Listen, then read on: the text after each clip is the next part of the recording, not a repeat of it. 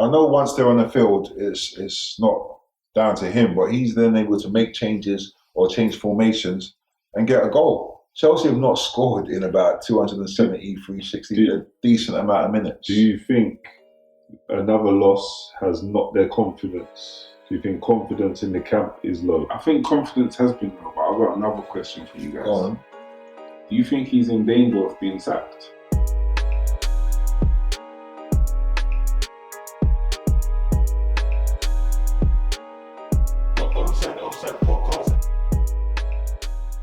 Good evening, everyone. Welcome to the Onside Offside podcast, episode 7. Shout out Elite, shout out Mark's World. We've got a lot to talk about this week. The team went out to watch a football match on the weekend, which we'll go over in a little while. There were loads of goals in the Premier League.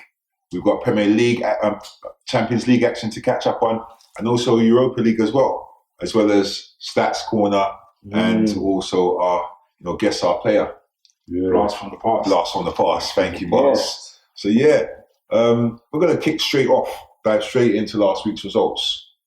What game stood out for you, Mars? From game week 6? Game week 6. I think the game that, I'm not going to call out the obvious one, but I'm going to go with Arsenal versus Tottenham. That game stood out to me. Oh, I thought that was the obvious one, but carry on. No, because there was another big game the same day. No, I'm so biased. Go on. But literally, that game stood out for me because you got two teams, and a lot of people at the beginning of the season paired these up in two different areas of the league. All right. But it appears that they seem to be fighting for the same kind of position in the league, and they're jostling, and they're probably a lot more equal than people gave them credit for. What game is this? Arsenal-Tottenham. Oh, yeah. So I predicted a draw. You did. In the predictions last week. And obviously, I thought Arsenal might get a win, but Tottenham aren't too bad. They're a decent team. They pass the ball around really well. We've been saying it the last couple of weeks. I feel like Tottenham are not necessarily, they ain't brought in players that would make you feel right. They're going to challenge you, but I don't even think it's about it. I think they're gelling. Yeah. What they have, they're gelling and they're playing better football. Like before, you could predict that probably Arsenal will nick it. But I did mention before the game that I don't think it's going to be that easy, and they proved that they're levelling up. Luton 1-1 with Wolves. Shout out Luton. So glad to see the clap. Yeah. Is anyone going to give them a clap for us? I'm trying. I'm glad to see them get off the mark. Yeah, he's actually a really classy defender. He's really good. I used to watch him many moons ago, like when he was playing at Sunderland with Nosworthy. Yeah. Two top. That was a defensive partnership there. Yeah. Back in the Championship, and then they went over to the Premier League. Brighton 3, Bournemouth 1. The Premier League just looks alive, man. It just looks great. There's loads of goals this weekend. Yeah. If they're tired and scoring this many goals, I can't wait till they're full of energy. Speaking of goals, Sheffield United 0, Newcastle 8. Pardon? Sheffield United 0, Newcastle 8. Rugby. So Newcastle rugby, cricket. Newcastle ate their food. They fueled up. Newcastle 8, and we was discussing off air earlier. Providing they get a few more wins, Newcastle, that result, and if they get a couple of more like that, could be the difference at the end of the season. Or the scoreline. The goals. With goals. It could be the difference. So that means that everyone else playing Sheffield needs to think, all right, I've got to get our goals up. You know what I mean? But Sheffield United, you don't want that. If man are coming to you thinking we need 8 like Newcastle, it's a problem. You might as well start to get. But that's how I look at it. For the game, I'm thinking, wow. Especially if you're City, if it's like a competition, isn't it? Yeah. Newcastle got 8, let's get 12. Before the Premier League's kicked off, there was obviously some Champions League games that we got to get through. A lot of the Premier League teams had decent results, I'd say, in Europe. Let's kick off with Arsenal against PSV, 4-0 win. What did you not think about that game? Yeah, that was a convincing victory for Arsenal. Yeah, they were free-flowing football. That was the most dominant they've been over PSV in all the games they played against them. I was bizarre. Yeah, I was surprised at the result because PSV have been flying in their league. Yeah, they're top of the league at the minute. They haven't lost for at least, I think it was about 20 26 games before that they were unbeaten. So It's an easy league, though, isn't it? Dutch league. well, Ten Hag came from there, and he Yeah, look at what he battered it, but now he's on a bad run. Yeah. He's on a bad Steve run. McLaren had a good run there, so maybe it's not what it's made out to And then be, he got the job at Derby. Yeah, It's been like that for a long time. it's been like that for a minute. Yeah. Yeah, it has. But yeah, well done to Arsenal. Really nice performance. And we had, I thought this was a very good result. Newcastle getting a 0-0 draw at the San Siro against AC Milan. Yeah, it seemed like when I was reading the papers and listening to a few podcasts after, not podcasts, but talk shows afterwards, it seemed as if they thought Newcastle could have gave it more of an effort. But I thought to go away to Milan and grab a draw, Brilliant result. is what you grab every day of the week. And Yeah. they had a terrible journey getting there. 2 hours stuck on the runway, or unable to train in the San Siro till after hours. So no, brilliant for Newcastle, and well done for them. What did you think of that game, Lee? I think they done well to stop Rafael Leao. Yeah. He's a problem. But yeah, not a bad result at all, man. Like, remember they got to get used to Champions League football again. Yeah. I think they got a decent squad, good individuals, and to get a 0-0 away, not a bad result. If they can nick the 3 points back at their stadium, which is possible if they can get a 0-0 result away. Yeah, big up Newcastle. Man City, as we know, routine victory, 3-1 win over Red Star. Yeah, I went for 7, but that's me disrespecting Red Star. So well done, Red Star, for holding their own. They even took the lead. Yeah. They did take the lead. Yeah, I got excited. I forgot about that. It seems so long ago. Yeah, and it was at the Etihad as well. So yeah. And then we had probably the game of the round, Bayern Munich winning 4-3 against Man United. Yeah, the scoreline flat as Manchester United. Could have been a 9-3 if we're going to give Man United the 3 goals. Well, they got the 3 goals. They scored the 3 goals. But Bayern took their foot off the gas at 4-1. Yeah, they could have ran away with that. Manchester United were all over the place, and they took for Casemiro to bring them back into it. Onana doing Onana things. You know, good with the ball at his feet, but conceded a number of goals so far. And he seems like a joke, man, to me, bro. Like, you're in goal, he's taking big risks. Like, just play safe. Just play safe, man. Stop doing all the showboating and stuff like that. It's too much. Well, he took fault. You know, he took fault for the error. Well, he has to take fault for the error. It's a terrible goal kick. It wasn't the gear. It wasn't the gear that it was him. What do you think, Lee, of how Harry Kane has started life at Bayern Munich? Well, he got a hat trick the other day, isn't it? He got a hat trick at the weekend. He scored against. Well, listen, he gets goals. He was getting goals before his whole career. He's been getting goals. To go Germany with one of the best teams and we could say easier league. Yeah, easier league. It's expected, man. And we know he's a goal scorer, so it doesn't surprise me. Yeah. Do you know what I mean? He's in a better team than he was as well. So I think, from what I've read, he's started off with a better goal scoring ratio than anyone else that's played in the Bundesliga or Bayern. He's got 7 and 5, but the rest have got 5 and 5 or 6. So he's en route to becoming a Bayern legend if he stays there for a decent amount of years. I think this might have been a joke that I'd seen online. I'm not sure how real this is. But he scored a hat-trick at the weekend. But someone actually quoted that they don't start counting your hat-tricks in the Bundesliga until you score 3 consecutively without anyone else scoring in between. That's a hat-trick. So you have to score 9. No. You have to score the 3. Before anyone else scores. Yeah, grab that hat-trick. So I don't know how real that is, but I'm gonna look for that one. I'm gonna try to go for one of them when I get back on the field myself. Yeah. So that's like our European roundup. We had the Europa League as well. I'm sure Elite was looking at a few of those games. I was looking at a few of the games, but I just left it with the Champions League for now. So Brighton didn't fare. Well, Brighton, they got 2 goals and they dominated possession, like 70% possession, but They let in three, as you said. 3-2. Yeah. But remember, they're adapting as well. They are. They are. They're But leading we as well. expected them, and I think Brighton expected to win that game. They had the most chances, and the other team, if you concede 2 goals, They scored some good goals. The other team scored good goals, and they conceded less. So ultimately, they won. I was actually for Brighton to adapt to Europe. I was actually more expecting them to struggle with the Premier League on the return. Sunday. It was like business as usual for them in the Prem. When they went a goal behind against Bournemouth, but as you said, they just grabbed. They just perked up and it was game over. West Ham got a win.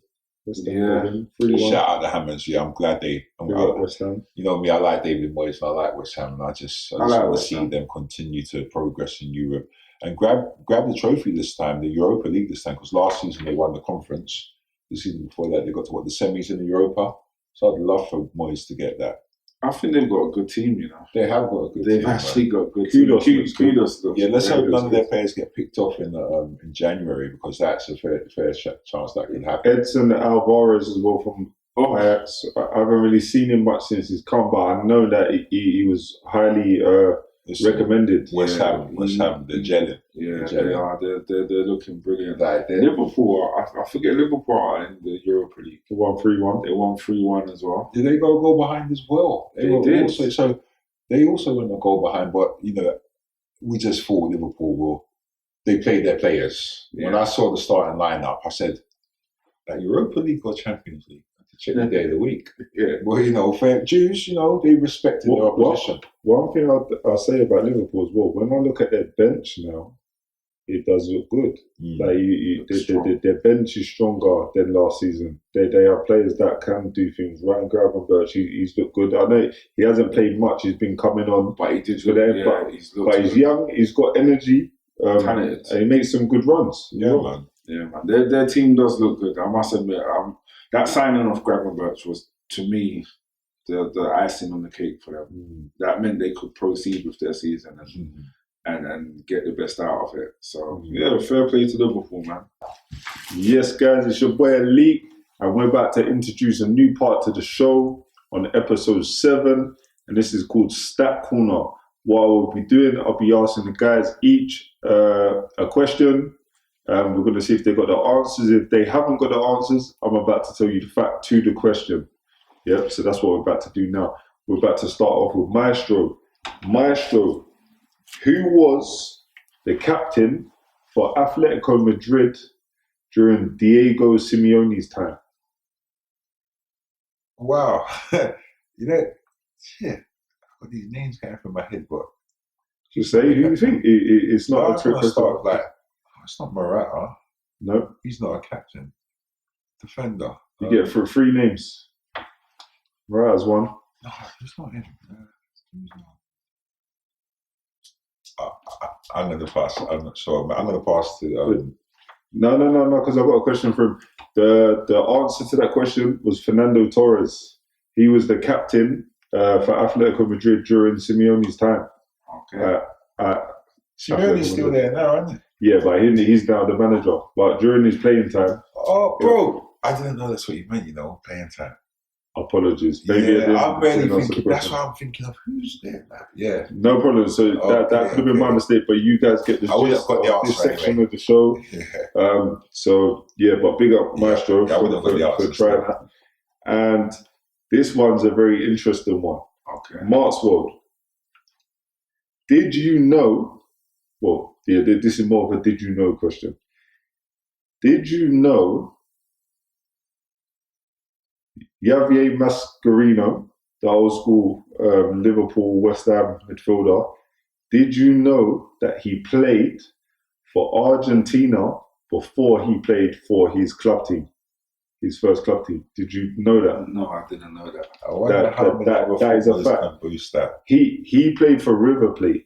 Yeah, that was his first club, but he was such a wonder kid and spoken about during his time in the youth team or whatever as a wonder kid that he played for Argentina before he started for River Plate. What, the Argentinian men's team?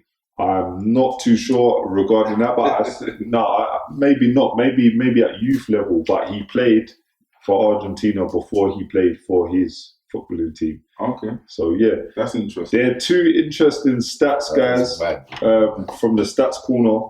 And it's your boy, Elite UK Talent. That's this part of the show. Get ready for next week. We're about to give you more stats.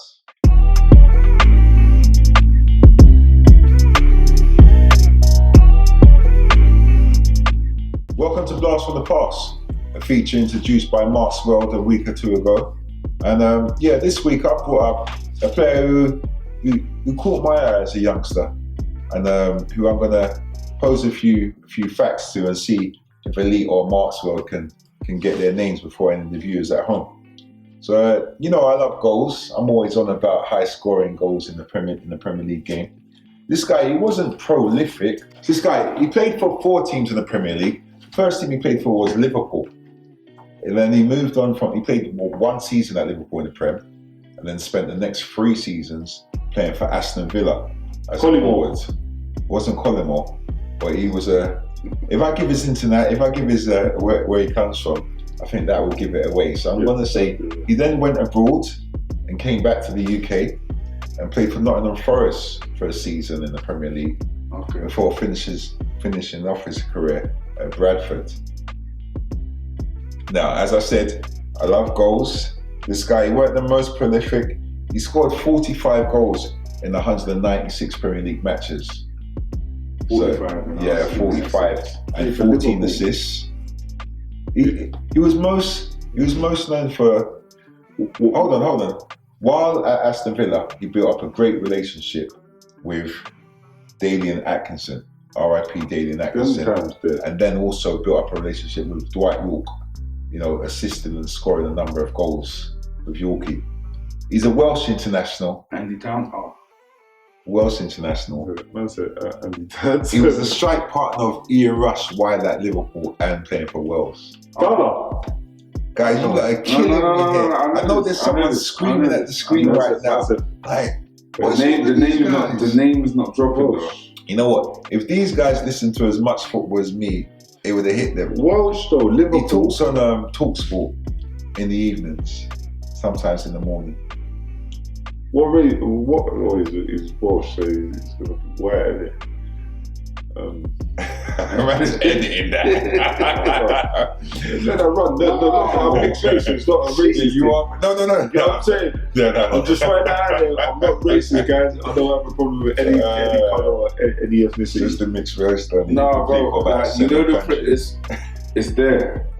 Paul McGrath. Striker, G. Just trying. Liverpool, Villa. Striker. Nottingham Forest, Bradford. Linked up with Dalian Atkinson. It's the Bradford part. Linked up with Dwight York. Partnered Ian Rush. Alright, look, we're out. Go on. Tell us who it is. Big shout out to Dean Saunders. Striker. Yeah, now you can see some of the link up play. You can see the link up play from Dean Saunders. And I listened to him talking the other day. He was talking about something on TalkSport. Again. So the aim of Blast from the Past is to, I'm glad they didn't get it because that's the aim of the show. To just jig your memory and be like, raw, my man was a baller. And also, just big up my show for that. He's a good player. If anybody at home knew that, leave comments, let us know if you knew it was Dean Saunders. Don't lie though, make sure you tell the truth. No capping. Yeah, I think there were quite a few that knew because he may not have won, he didn't win a number of trophies due to the teams that he played for. He won the League Cup with Aston Villa, he won the FA Cup with Liverpool as well, but he never won the Premier League. Liverpool only recently won the Premier League, Aston Villa yet to win the Premier League. Yeah. So, Saunders was a good link-up play, very strong. He was Mark Hughes was that striker, that beast, that strong little stocky guy, but Saunders just, like Mark Hughes, but probably not as powerful. Back in those days when they used to play big man, little man, you had that combination where these players used to have a role in the team. Like even at Dennis Bergkamp would say, where they assist the main striker, and that's why his goal rate, he didn't score that many goals, but his influence in the game was huge. I remember Dean Saunders. He had twinkle toes, man. There we go. Twinkle toes. That's my shout. Dean Saunders.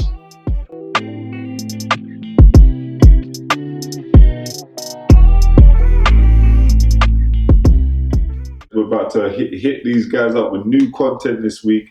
And we're going to introduce a new part of the show called Any Other Business. Well, it's not really, we're making up the name, but yeah, Any Other Business. And something I wanted to touch on is the news of Marcus Rashford.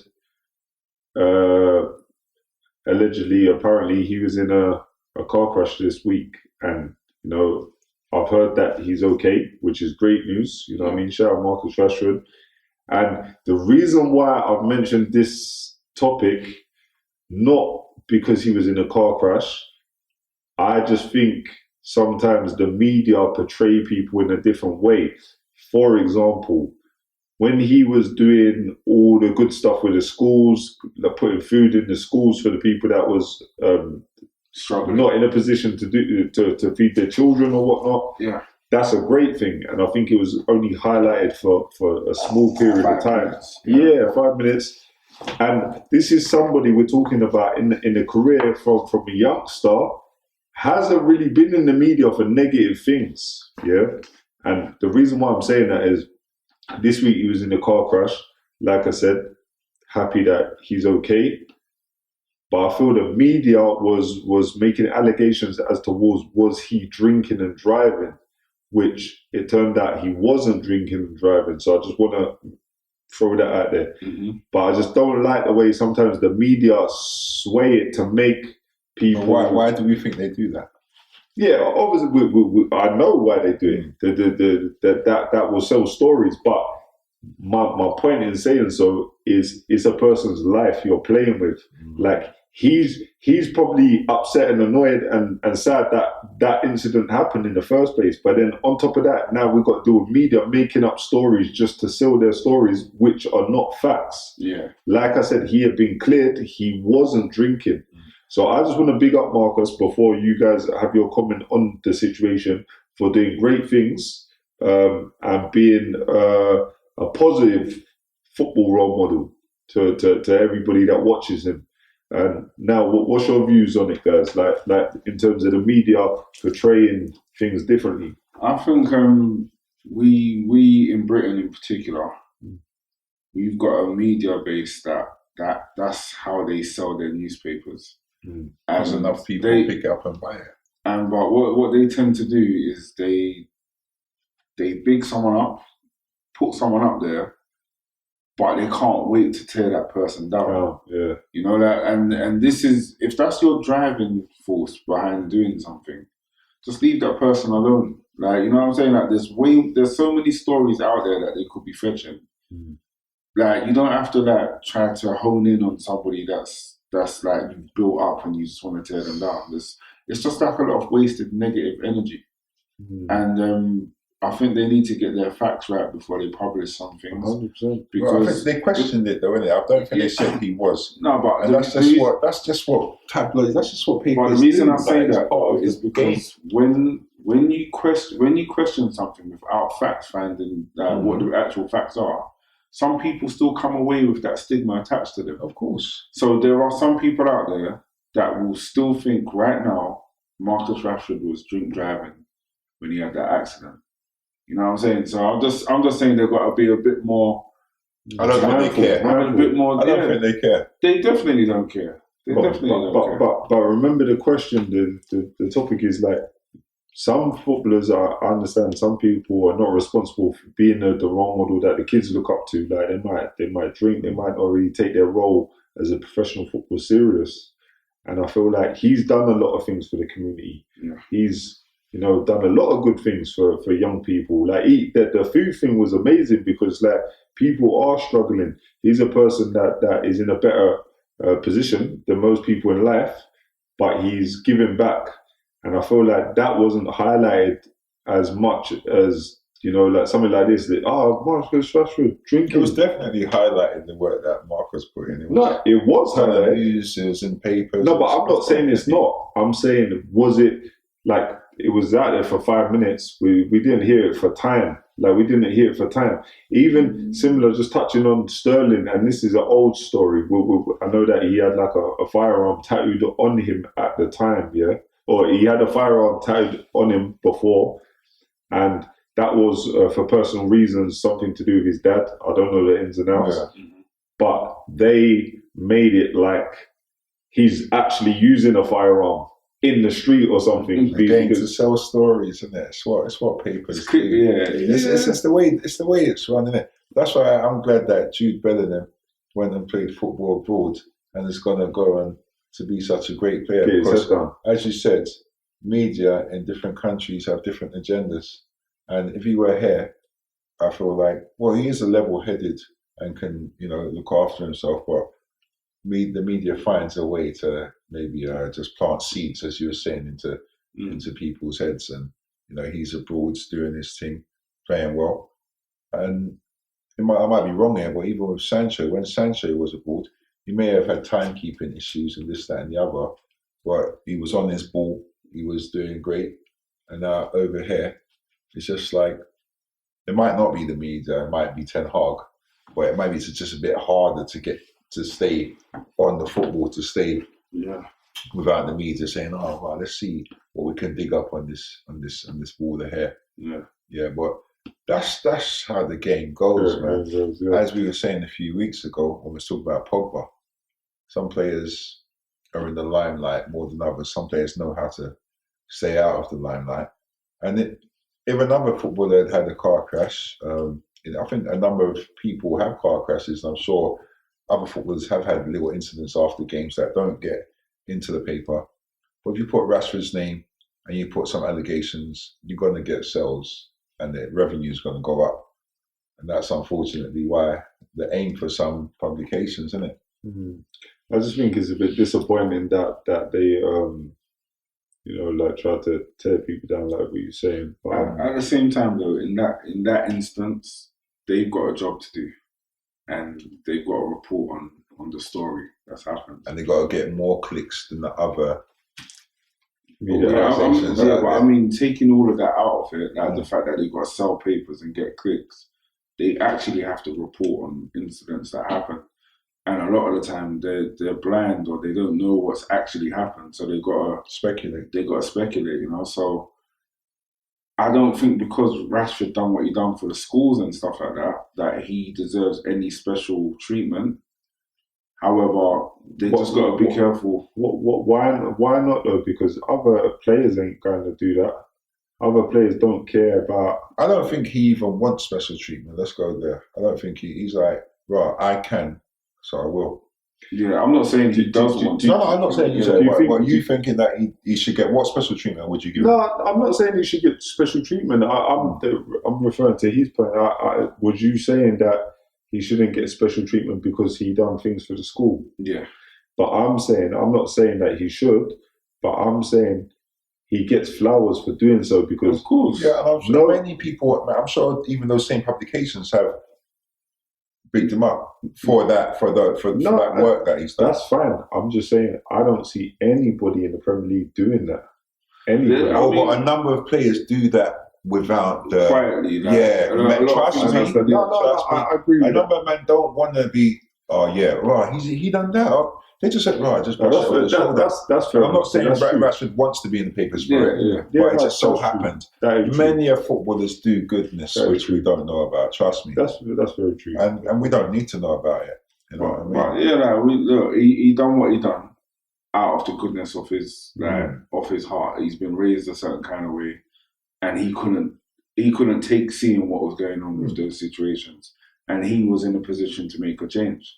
So big him up for that. But then if he's done something, let's say he's done something wrong, I don't think he deserves that immunity from the situation because of what he's done previously. I hear that. So it's a big struggle. A lot of people that come over to the UK from other countries, one of the first things that they notice is that the media. It's a struggle dealing with the media because they're so vindictive and nasty. And they admittedly say it as well. Sometimes you hear some of the questions that you're like, bro. Sells, isn't it? Why are you asking me about my publicity sells? Publicity sells. Hey, but moving on to any other business, who is going to get sacked first? Because there is a sack race. Elite and Mars, they joke about it week from week. Sack race. There is a sack race. It's been, I think, I'm going to check the stats. Usually by now, someone would have been sacked from the Premier League.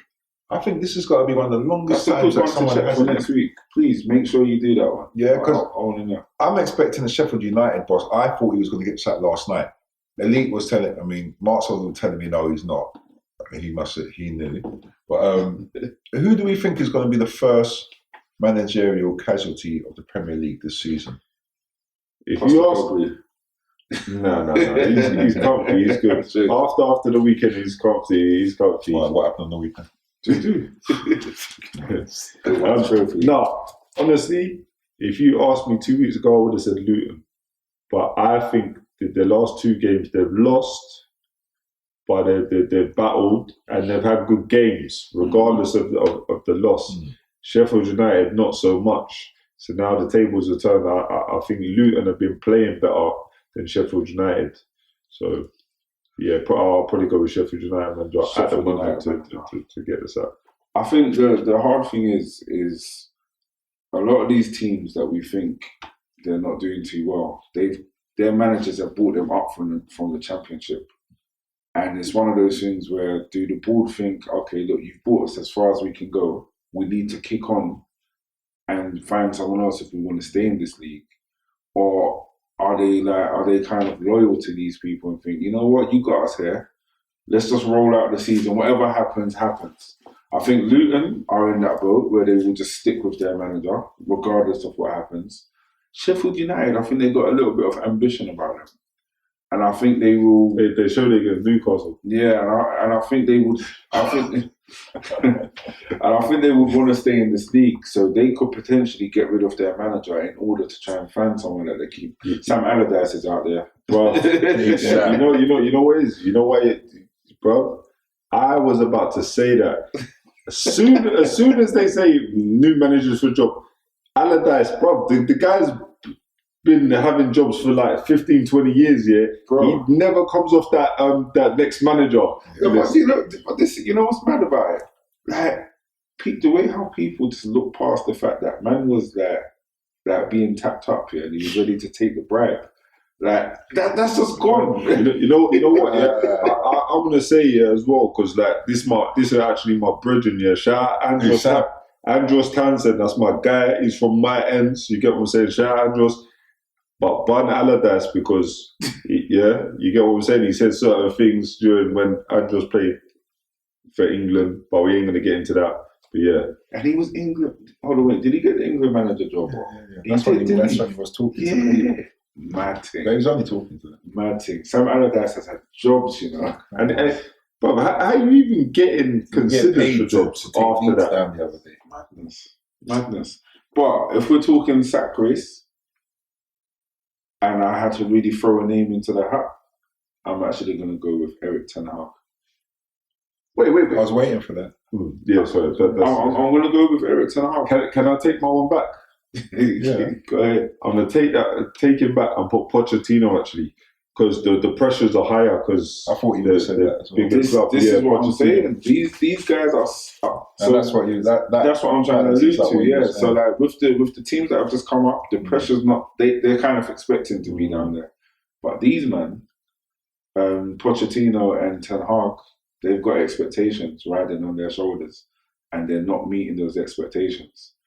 I fully well expect if results keep going this way, both of the men that we've mentioned, Pochettino and Ten Hag, to be out the door before. Well, if we could get Chelsea and Manchester United's next six fixtures up, now that would be great. And have a look at those and make an analysis for yourself. See Man United's team there, Chelsea's there, and also leave comments and let us know who's got the harder running. And let us know who you guys think, what team's manager will be getting sacked. Leave in the comments section. My answer is Paul Heckingbottom.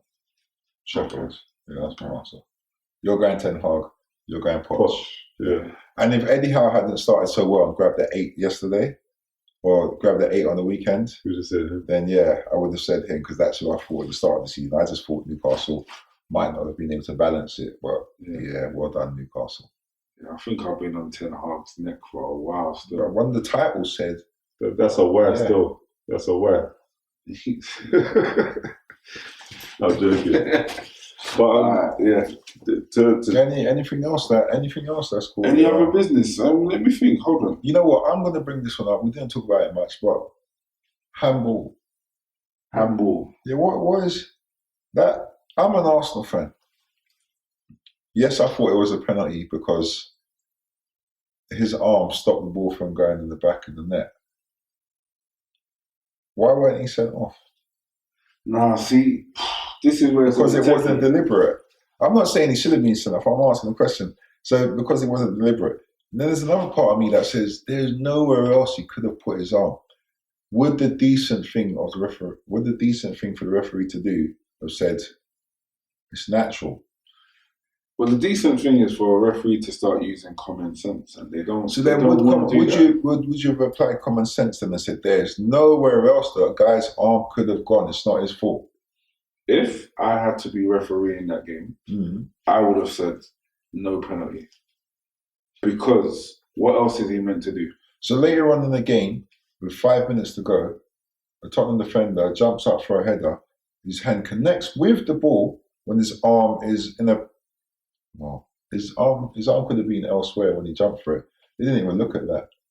And the commentators were saying they thought that was more of a handball. So, it is all, there was a game, it's all I think referees in general, interpretation. They've got a very hard job to do because everything that they do is scrutinised. And sometimes the easier decision isn't so obvious to them. And they're making things complicated.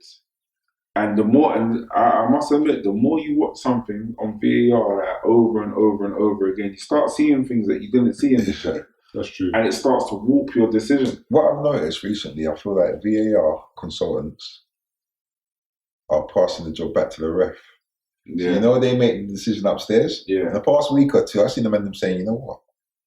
Referee, go look at the monitor. Yeah. But then I feel like more time when the ref's sent to look at the monitor, the ref then changes his mind because he thinks, well, they're sending me there for a reason. Yeah. And that reason must be that maybe I've got it wrong. Yeah. But then sometimes they show the ref from a different angle. But I don't see the ref sticking to their initial decision when they go over. The referee initially said no penalty. And only because VAR sent him over why he changed it. Mm-hmm. He could have shown some balls and just said, you know what? No penalty. I hear that. Could have shown some balls. Well, maybe not. Maybe not. But, you know what I mean. But yeah, cool. Yeah, right there, but I don't know. That bit's done it. So no, I was trying to think of any other business though. There was something that came up. We'll edit it in somehow. Something else is going to come. What else is there that we can talk about? No. So I've got any other business. Yeah, we could just jump straight into it. So yeah, I've got. It's not really any other business. It's still along the same lines, but I just want to ask you both a question, and it's the same question. Are Liverpool and Tottenham in this title race? At the moment, or just in general? Well, do you think they're going to be there at the end? You obviously don't, because you said Man City have taken the title already. The question. What did I say? Episode 1. So he thinks Liverpool, and I'm going to shout Liverpool. I'm not going to say Tottenham are in the title race. I'm going to say Tottenham are in the race for a European position. Okay. 6 games gone. Ask me that after 12 more games, after 18 games, or 19 games, so ask me after 13 more games, halfway point, New Year's, and we'll see where Tottenham are then. They held their own against Arsenal, but this is Liverpool 2.0. I feel like Liverpool are going to be there for the long run, and we'll see about Tottenham. Tottenham will crumble eventually. Yeah, Tottenham, as I said the other day, they play for 100 minutes now. They've had their last 2 or 3 games have gone to 100 minutes. Yeah. So that's them. So that's their strong 11. The game they did lose was a cup match. So when they start to lose players, like other teams are losing players, do I feel Tottenham will be flying? No.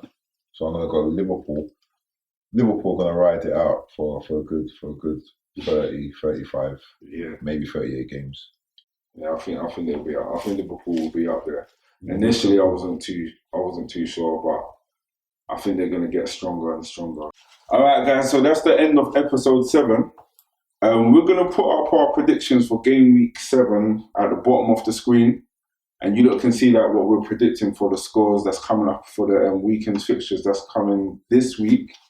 And we hope you've enjoyed the show. We're thankful that you've actually joined us on this journey. We thank our subscribers, all of you that share our podcast with people that you know. And we just look forward to doing this week in, week out, guys. Yeah, we want to shout you. We want to shout out the guys from Meter Squared as well. Yeah, big up Meter for Squared. helping us with this space, right? In order for us to do our little set, which we're very proud of. And they've helped massively. And just give those guys a big, massive shout out. Shout out Meter Squared. So yeah, guys. So we'll catch you again next week for another episode. 8. It'll be episode 8. Episode 8 of the Onside Offside podcast.